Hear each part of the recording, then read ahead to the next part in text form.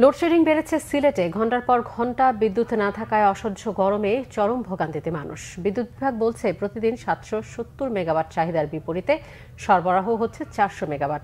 সিলেট থেকে Dipu সিদ্দিকীর তথ্যছবিতে desk report.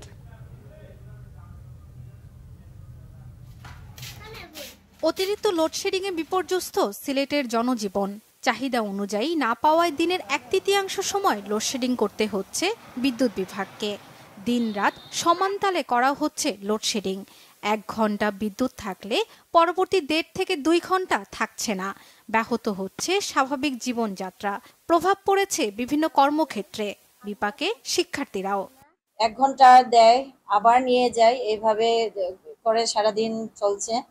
আর হচ্ছে যে স্টুডেন্টরাও কনসেন্ট্রেট করতে পারতেছে না। রাত্রে হলে ঘুমাইতে পারে না, সারাদিন পরিশ্রম করে যায়, দিনেও কারেন্ট থাকে না, রাত্রেও কারেন্ট থাকে না। এটা কোন গরম দিয়ে কারেন্ট নাই, কারেন্ট নিয়ে আরো বিভ্রান্তি। প্রায় ঘন্টা, সোয়া ঘন্টা, 1.5 ঘন্টা, মানে ভোগান্তির শেষ নাই। এটা আমি একজন মানে কিতা কইতাম, সাধারণ জনগণ ও কার একজন চাকরিজীবী মানুষ এত কষ্ট, মানে এটা সীমাহীন। এটা মানে মানার মতো নাই।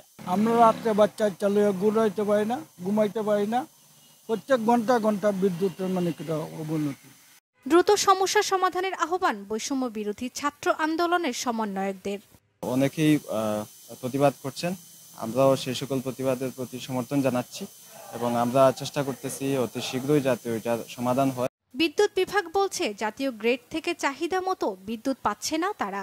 আগে আমাদের 115-20 মেগাওয়াট লোডশেডিং করা লাগতো না, আজকে আমাদের চাহিদা 150-এর উপরে চলে গেছে। যার কারণে চাহিদা এবং উৎপাদনের প্রাপ্তির সমন্বয় না থাকায় বরাদ্দ কম পাওয়াতে ইদানিং একটু লোডশেডিংটা বেশি হচ্ছে।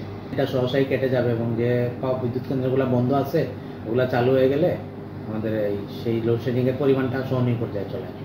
অতিরিক্ত লোডশেডিংয়ে ক্ষুব্ধ সিলেটবাসী। উৎপাদনের ক্ষমতা থাকার পরও কেন বিদ্যুৎ পাওয়া যাচ্ছে না প্রশ্ন ভুক্তভোগীদের। Bangla vision news desk.